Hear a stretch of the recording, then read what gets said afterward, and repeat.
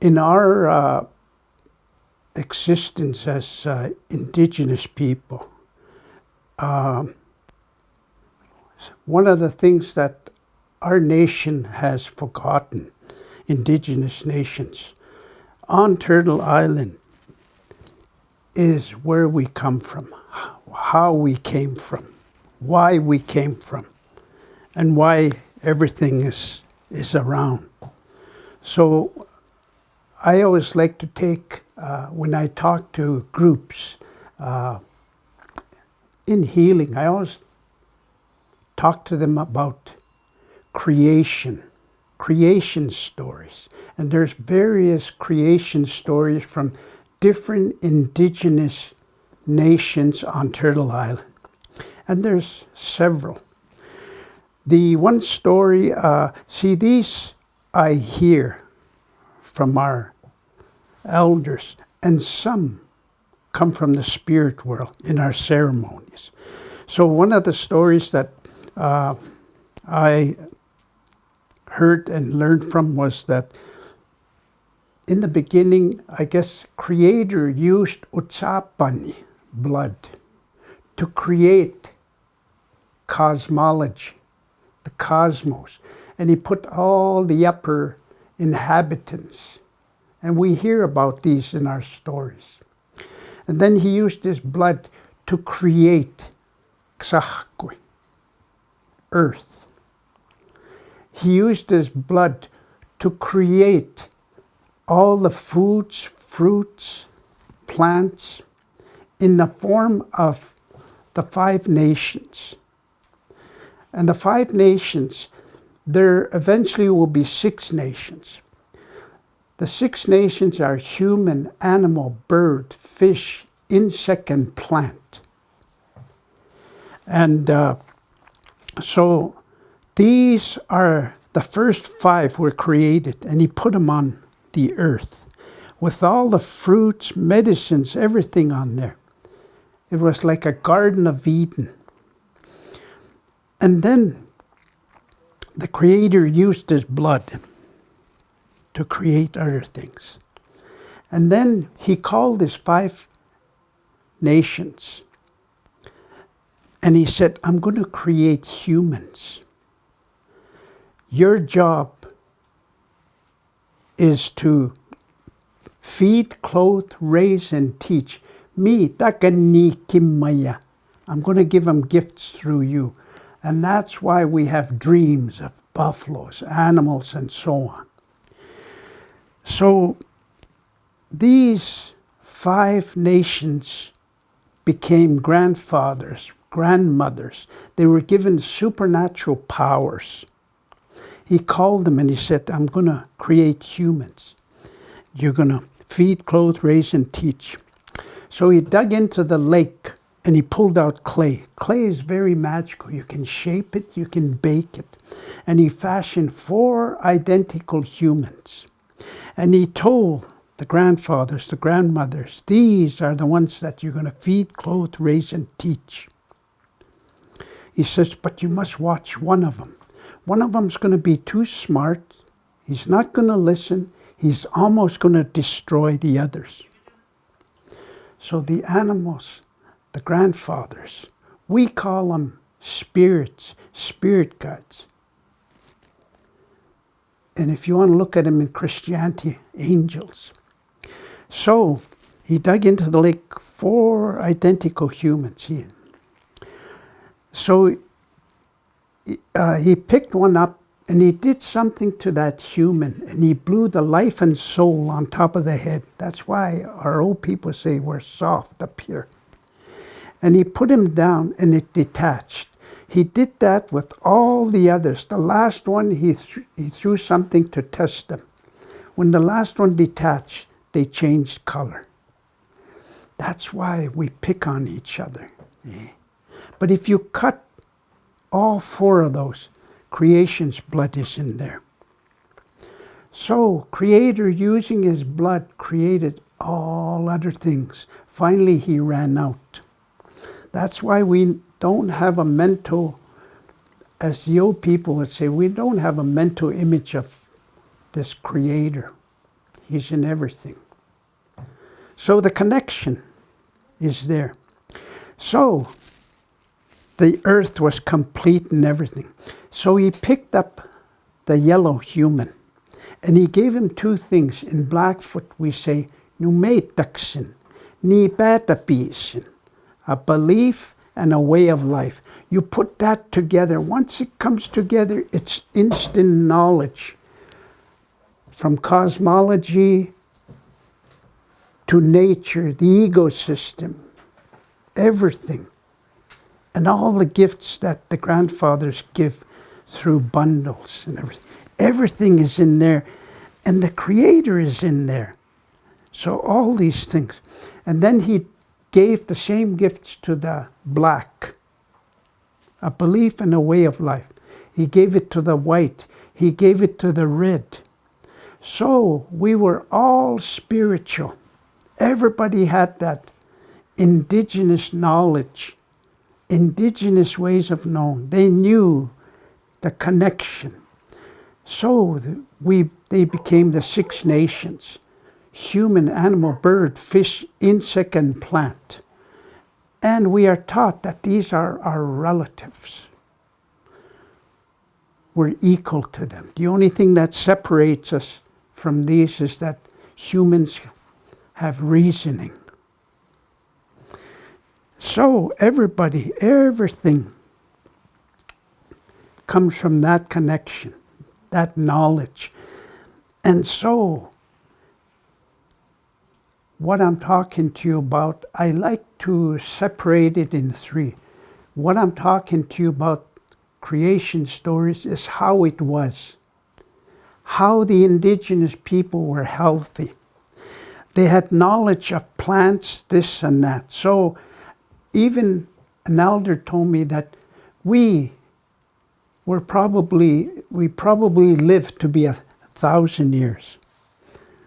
Somebody said Moses in the Bible lived to be 800 years. How is that possible? Well, everything's there.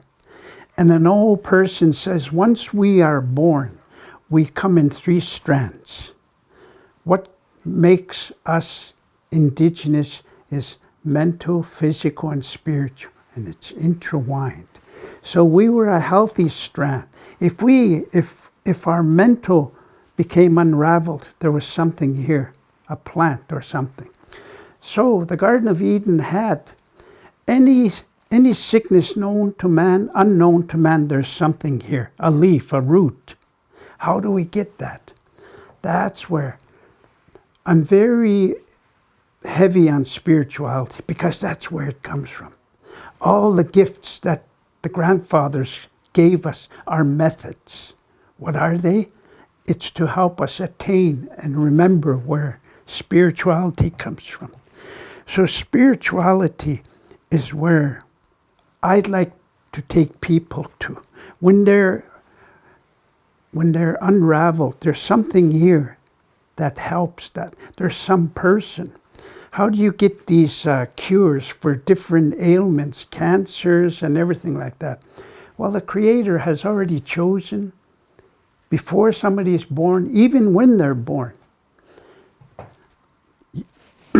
You will feed, clothe, raise, and teach me. Takani kimmaya. So somebody's chosen, and he goes and suffers for those gifts. When he comes down, he's got knowledge of how to take care of this ailment, this sickness, and that.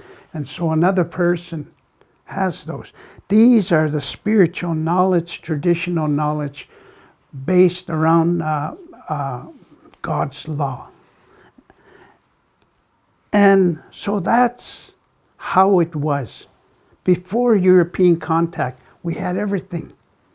All these things in place. We had the knowledge of all these medicines. If we get sick, the 3 strands were taken care of with all that knowledge. Now, the second place, what happened? Well, that's when the Europeans came. Yeah? Europeans came, and they had that spirituality knowledge. A few people lost that, and they fell to the bottom. This belief and a way of life is Siksikaitsitapiiyssini. The whites, the black, the yellow had it. Few people lost it. That óiskitsípahpiyaop. They fell to the bottom. And then they started questioning things. They started coming up. And they invented a word, an old man said. A word called science. What is science? It's seeking. And so they're seeking all this knowledge that they lost. And they became dominant. Now they rule things. What they call mental illness, we call spiritual illness. And the cure is in those connection. So now they control everything. We have all this knowledge, these medicines we had through the gifted people. But in this day and age, we have been colonized to the point that where do you run to get medication, medicine, is to the Western. There's a few people that still practice and walk that. Creator gave us all these things. It's just these people, the Western, have lost that. And they've made the rules. That's why I'd like to see at some point where the Western white practitioners and the indigenous practitioners to work together for healing. But they're the ones. And now we're in this time of COVID-19 virus. And people are running to that Western medicine. I don't discourage people to do, but I believe in our ways because they come from the grandfathers and they keep. We survived smallpox and everything, not because of Western medicine. It was traditional, alternative medicine, as they call it. So now, what happened? How it was, what happened? Through the negative policies of the governments and the eventual establishment of residential schools. One purpose was to take the Indian out, make them mainstream. And so they finally realized that all this cultural stuff, this knowledge comes from the stories of cosmology. So our history on Turtle Island, we learn our stories are in the coulees, in the mountains, in the rivers, in the lakes. Because growing up, I was fortunate. I was born in 1953. When I started to take information in, we had no electricity. So parents, grandparents were home. And we were able, if we went hunting with Uncle, we went gathering wood with Dad, he would talk about, me, boy.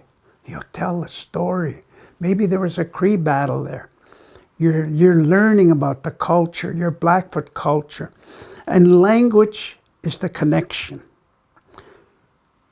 Language is the greatest gift Creator gave us because in our language is embedded our values, our belief systems, our rites of passage, our songs, our ceremony. They're all stories. Everything is stories. So these prepared us to go into the next phase. From a child to a child, from a child to youth to adult to a child. And this is what the government's seen. So they targeted our kids. They wanted to sever that. So these people have no knowledge of their own history, who they are. So that teaching stopped at the door of the residential schools. Once you went through those doors, and look at it today, a lot of our people don't really know the history. A lot of our leadership, a lot of our medical people, all these, they're all Western educated. That's good because we need that to survive. But they have no knowledge to be able to help their own people.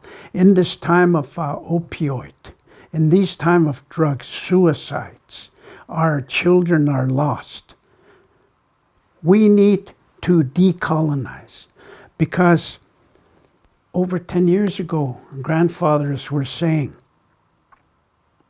Skitapuutakok ki päätäpiissua, ki matamuat stupua, Siksikaitsitapiiyssini. Go back to your way of life. You haven't lost it, you've forgotten it. Skitapuutakok ki saamuast, ki matamuat stupua, Siksikaitsitapiiyssini. Go back to your medicines. Finally, we figured it out. They're saying decolonize. We're living in two worlds, the Western. We've been colonialized. Our sweetgrass has unraveled. We think like the white man. Well, I shouldn't just say white man, non-native. We think and fight and pick on each other like they do. Because in this first phase, how it was, everything was óiskitsípahpiyaop. Everything was straight. Kinship taught us roles of families, even to the point of your mother-in-law. She would walk out of the rooms. You won't be in the same room. That's how it was. And we've lost that. There's a story that was told to me by an elder. He said, this lady's mom passed away. She was so sad. The time came to go to the funeral home. And he was so distraught, he told his husband, go talk to the funeral director. I can't. So he went up there. And a funeral director told him, okay, what do you want us to do with your mother-in-law? We can cremate her, embalm her, or bury her. And he's standing there, he says, gee, we better do all three. Let's not take any chances. See, this is what we've come to that. In the old days, it wouldn't be like that. So, just, humor is medicine too. But anyways, we've come to that point right now. Suicide. Now, when the grandfathers were assigned to feed, clothe, raise, and teach us, before they started to work, there was a schism, I think that's the word. There was split. They fought. They still had supernatural powers, but these became bad. And there was equal. Good eagle, bad eagle, good bear, and so on and so forth. And so when they split, that's what we have to contend with in life. So back when how it was, we could always put that bad back here because we were so steeped in our culture, in our ways, in our ceremonial ways, that prayer was a part of our existence. But when the Europeans came, they came with a different form. We were introduced to a different God, a punishing God. So we kind of took that, was taught to us in the residential schools. And then hope started fading. And so now we see a lot of our young people committing suicide. In my days, it was unheard of. In my days, their cancer and all these diabetes were unheard of. Why? Because we still followed how it was, the foods and everything that were taught to us. And now hope is, and when I talk to people, young people, suicidal, I tell them, One of the greatest gifts Creator gave us was our gusto minnon, our soul. And He put it into a vehicle. The vehicle is our body. It's how you take care of this vehicle is how you're going to live a long life. And me, I went through the mill of life too. The addiction and all that. For some reason I'm here talking to you guys. The things that I learned, the things I'm trying to give back. A lot of my friends that were alongside of me, choices, they're underneath the ground. And so that's how I tell these people. And when you start to think, oh, I'm going to destroy myself, I'm going to kill myself, you got to be careful. An old lady from this reserve, Grandma Mio, would say, you can think about things. Be careful what you're thinking. Because once they come out of your mouth, the process has started. And who hears it? It's those two, the good and bad. I'm going to kill myself. Oh, this one will come. And you're standing on a bridge and you want to jump. Oh, no. Why is that happening? Because this one is telling you, and then you hear the good. So it's a spiritual battle. Depending on how, if you're not totally spiritually bankrupt, you're going to take your life. And there's a place that people go. It's a sad place. It's not a place forever. Because in the indigenous cultures on Turtle Island, there is no concept of a hell. We're probably living it now. There's a place that people go. An old man told me, it's like a geometric design. This is where we were with the Creator. And then we were born. Just flips over to the physical. It's how you live your life here is you'll go back. But if you don't live a good life, you get stuck in the middle. And he said that's why you see them in buildings. That's why you see them on roads. They're not there forever. We pray for them. They'll flip over. So there is no concept of a hell in that way. So when I talk to these people, I try and talk to them about a vehicle. Yeah. So you got to help yourself using these things. Even these opioids. You know, there's a lot of generic programs going up right now. But here's the thing. The sweetgrass is holistic. When it went to the second phase, how it was, what happened, and how it is now, this addictions and everything like that, this thing became secular. You go to a psychologist, you go to a addiction counselor or any kind of counseling. Where are they trained? These psychologists, therapists, they go to university. They're learned through patterns and themes. They're so experts at mental and physical. They know nothing about spiritual. So that's why it's sad to see non-natives come into our communities, trying to teach us the concept of healing from a secular point of view. There's an institution that I went to in Edmonton called Nietzsche Institute. Here, that's a holistic thing. Now we're getting our indigenous youth, young people, going to university, colleges, taking addictions training from a secular point of view. They become like these non-natives coming on. I have some character of references that I worked with some psychologists, I worked with some nurses, I worked with some doctors from here on the nation. And some have moved on. And I talked to them. And then they really are listening to that. Even some have come to our ceremonies.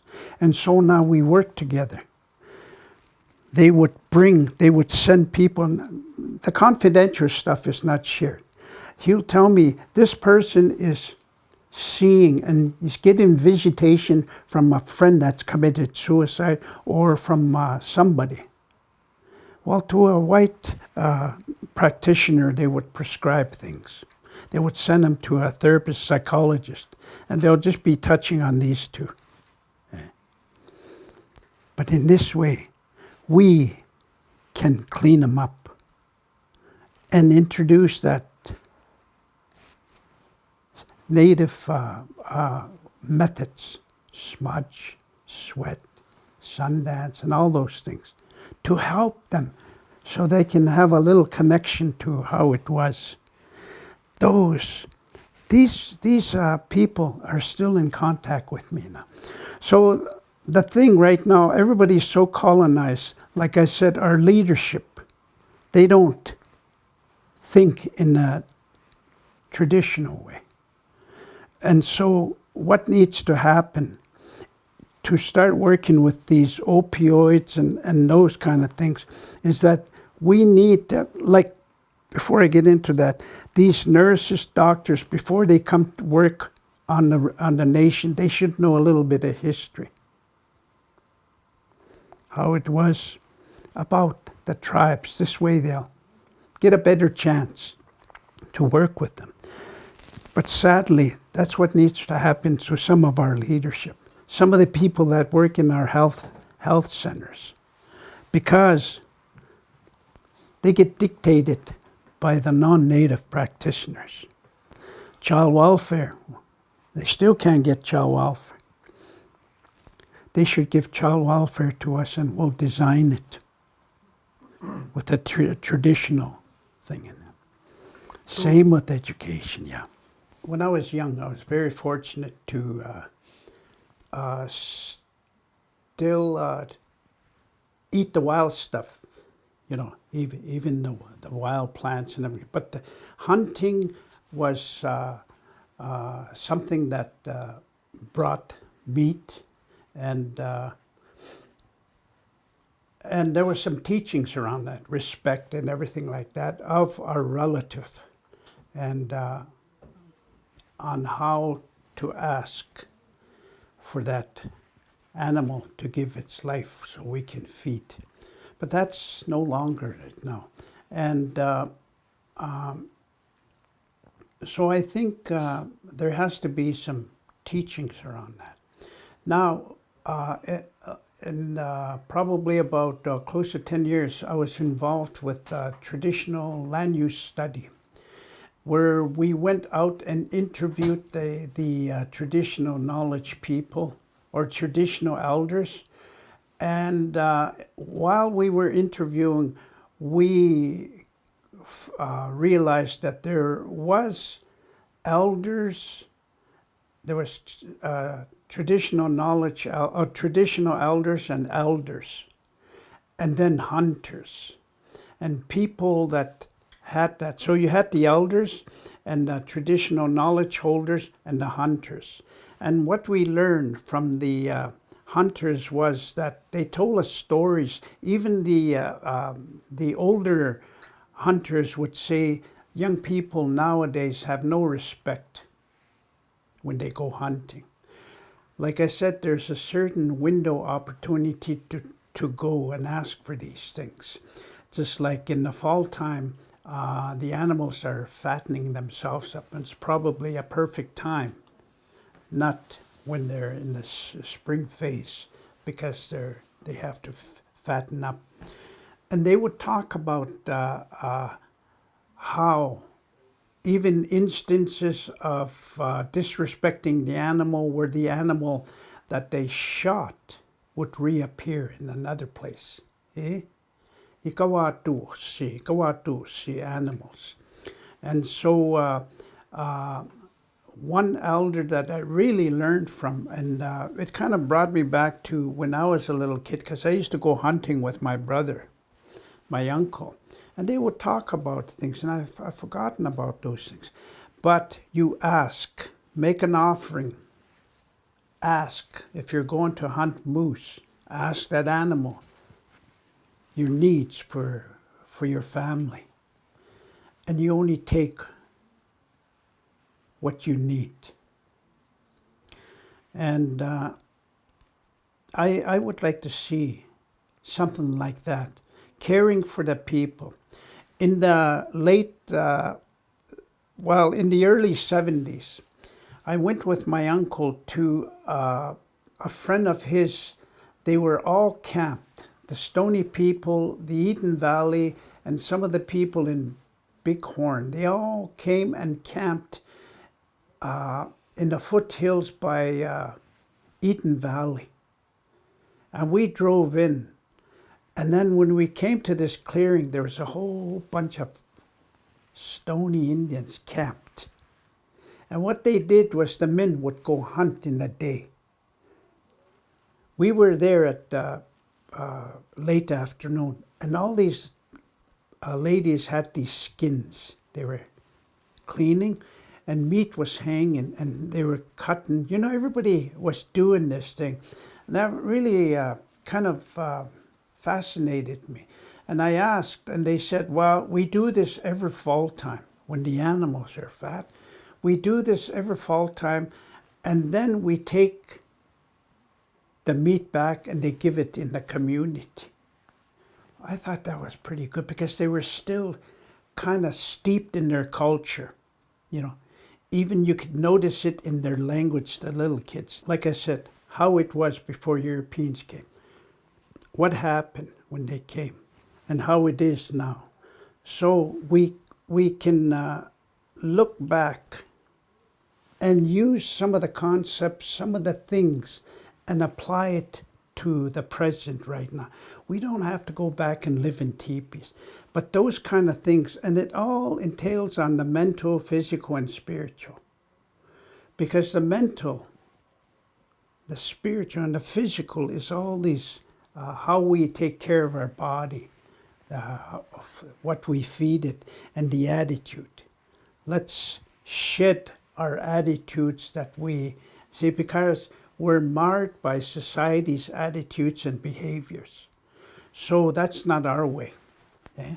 So we were spiritual people, but now we've become something else.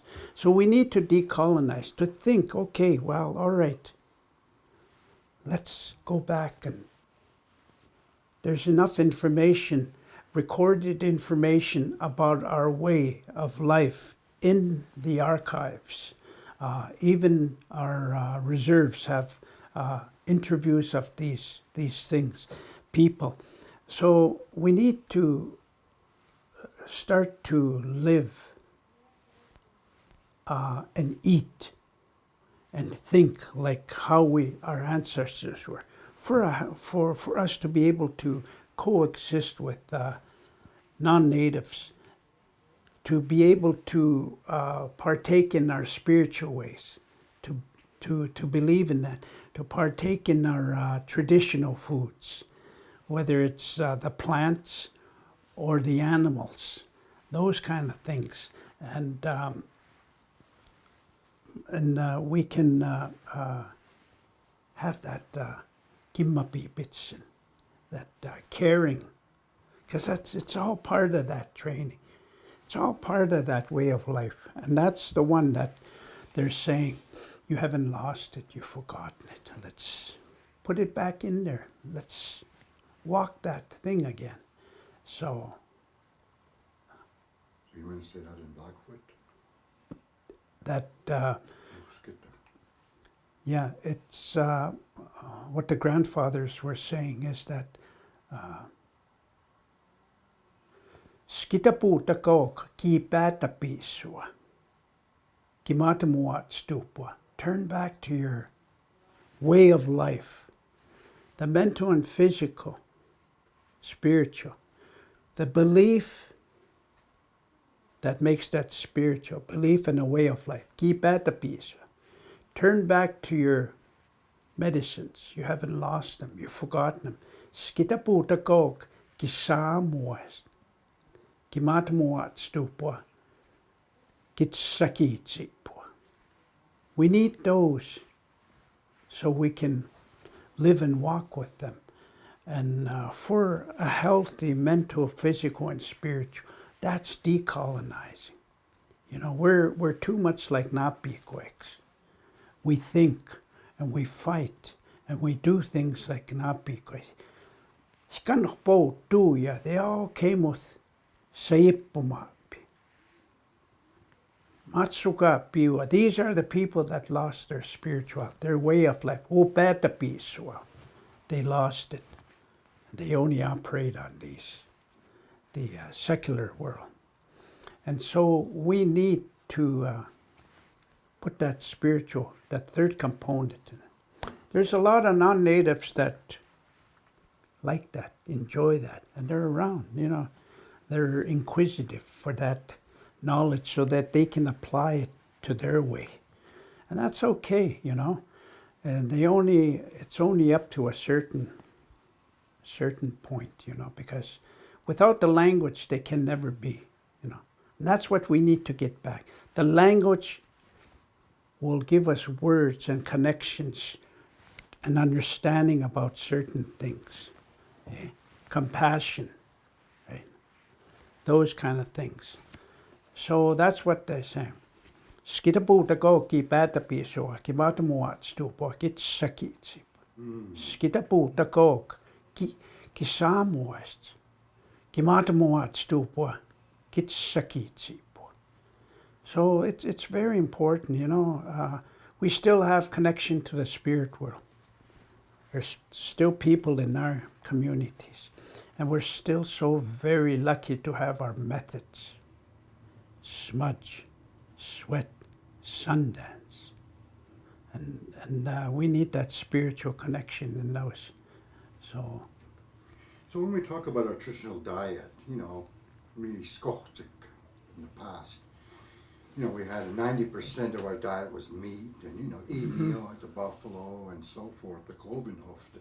We also had traditional plants and medicines. You were talking earlier about plants and how they help, you know, keep us healthy, you know, keep us fit. And a lot of those plants are used in teas. You mentioned it was all about teas, you know, brew to stay healthy. You know, to ward off sickness, to keep our spirit and our health, you know, really good. You want to talk a little bit about our traditional plants and medicines that were used in the past to help keep us fit and healthy? Well, you know, from a spiritual perspective on what grandfathers share, and through our spiritual leaders, is that going back to creation story, the creation of the 6 nations, human, animal, bird, fish, insect, and plant, we are told that we are relatives. So my relative next door, if I tell him, can you help me move this box? You have to ask.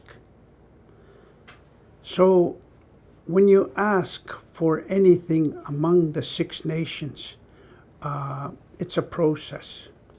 So we are taught that these plants, these medicines, the grandfathers would say, you need to believe in your relatives.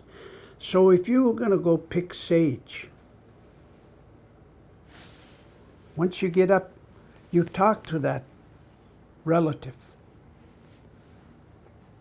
Ayu, ninekaksimi. I'm going to come and ask for your help. So when you go, and these relatives, they grow in families, they grow in patches. And what I was taught is that you study that family, that patch. One of them's going to tower the other ones. That's the leader.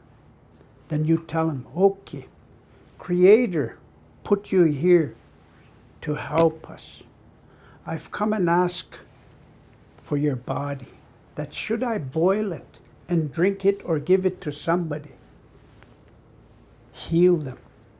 Or should I make a smudge out of your body, and I use it. Heal me. Whoever smells it, heal them. So it's a process. You're asking your relative. And so if somebody is sick and an elder gives you a medicine, you don't know what the ingredients are in there. But you say, okay,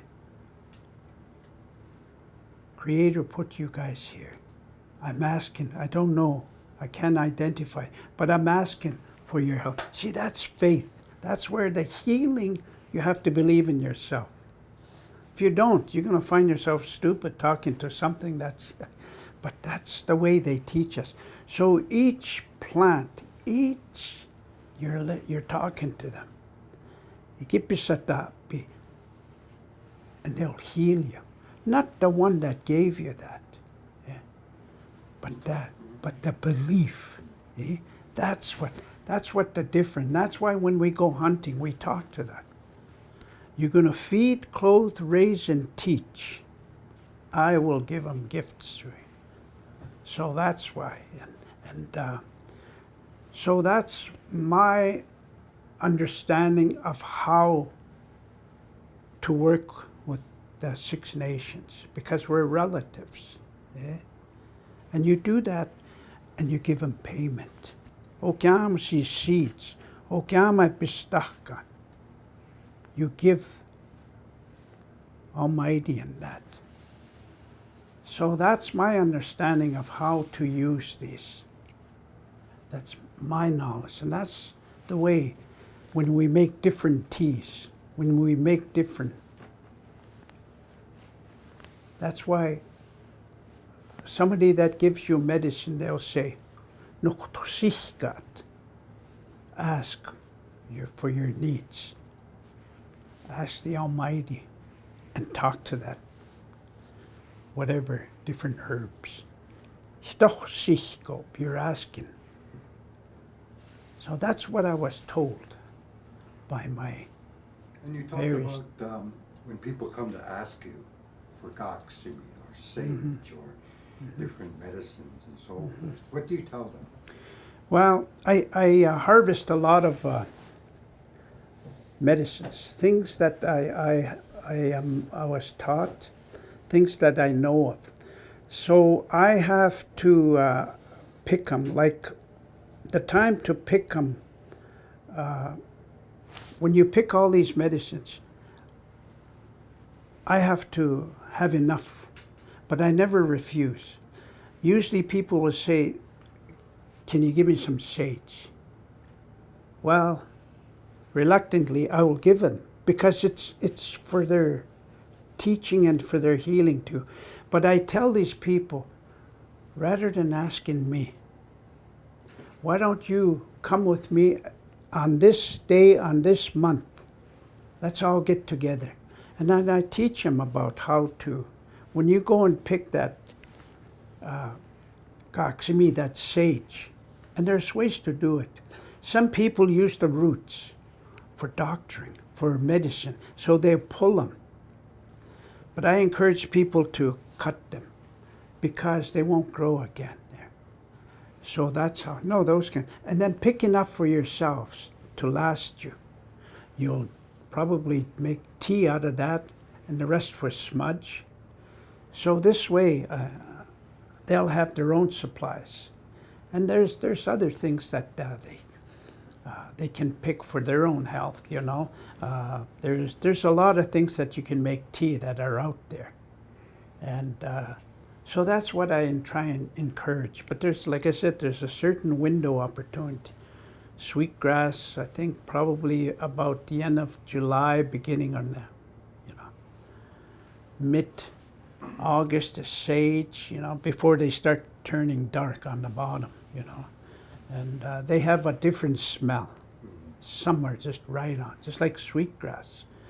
You see the darker versions of the sweetgrass, well, they've been picked late. They're not so,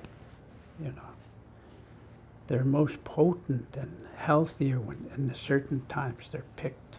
So that's what part of this Indian time is, it's Indian time. And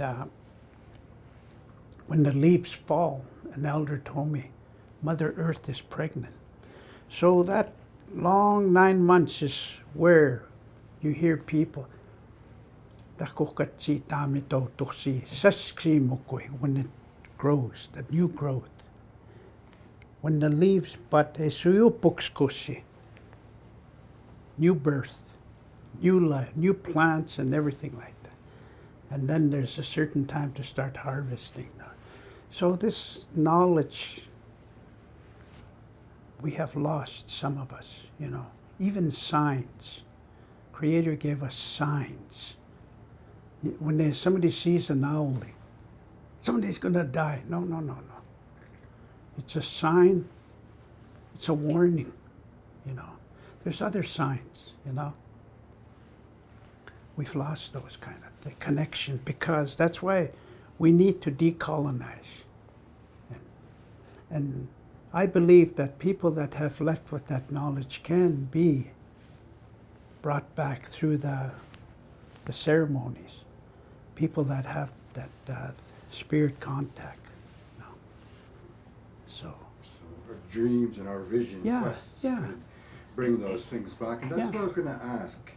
I know it's a bit negative, but I wanted to ask, have we lost our way and our ability to maintain good health, or even maintain our culture and language, you know, and maintain good health through traditional diets and fitness?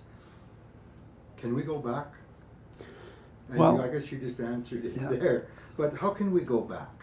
well, you know, language is the connection to a lot of things.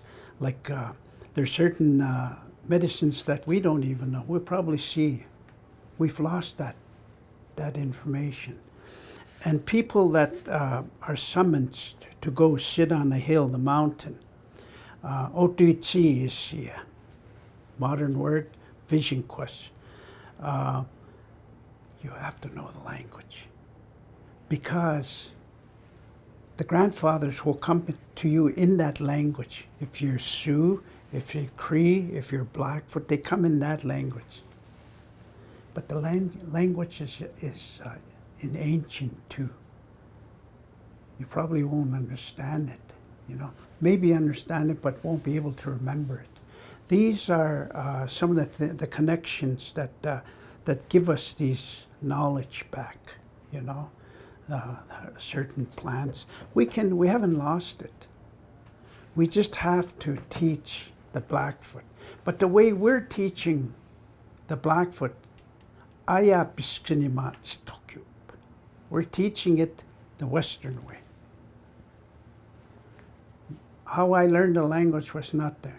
My grandfathers, my dad didn't put us in front of him and started syllabalizing this. No. Use our language. That's why I say, Blackfoot, say it. They talk with their. Because I can communicate with, because you speak my language. But I can communicate with a different, a Sioux, a Cree. They'll understand my language, sign language.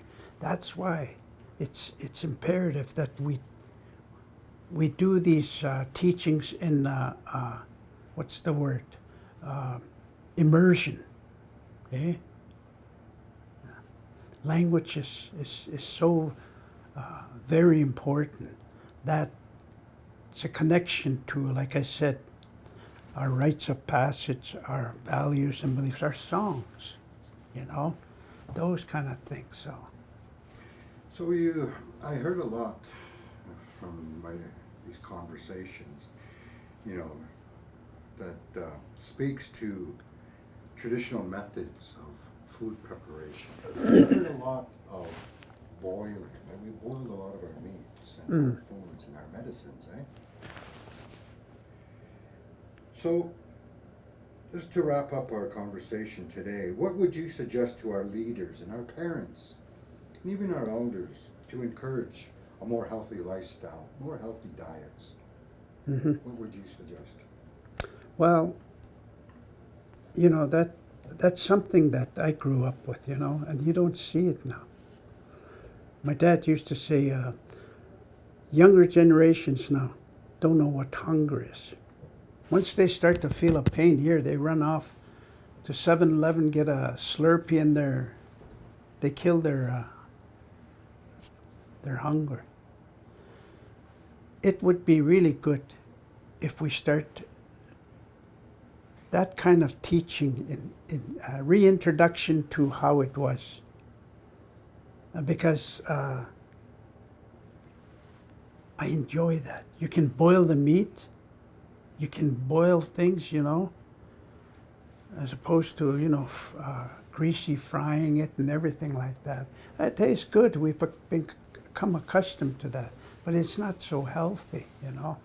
So yeah, I would, there's got to be a way that we can reintroduce that in our communities, you know. There's a lot of things we're trying to reintroduce, but that food needs to be.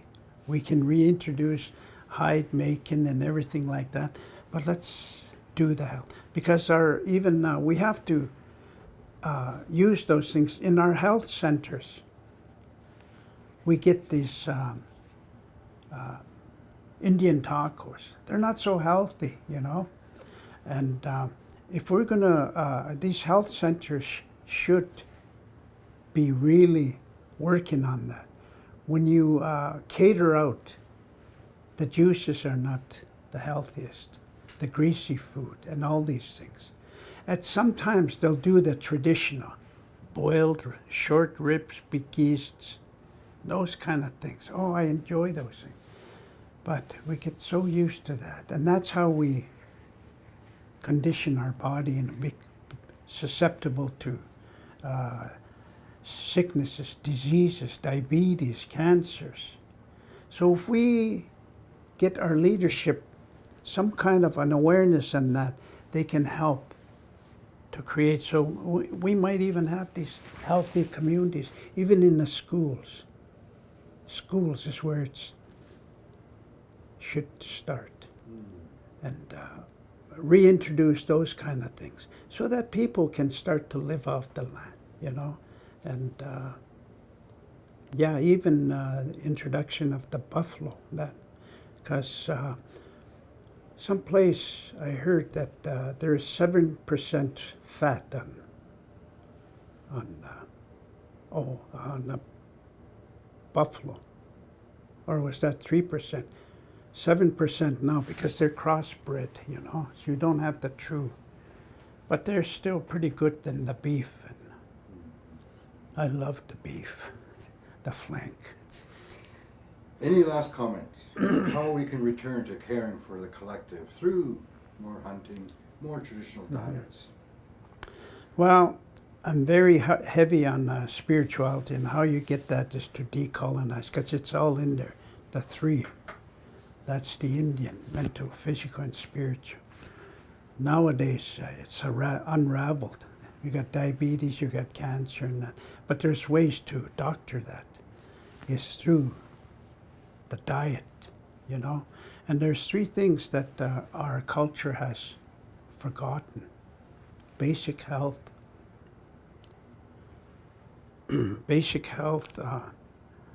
spirituality, and I just forget the other. Those are the things that we need to work on so that we can start to move in the direction of, without really going back to the teepees, but we can incorporate that with the Western, and even working with the Western doctors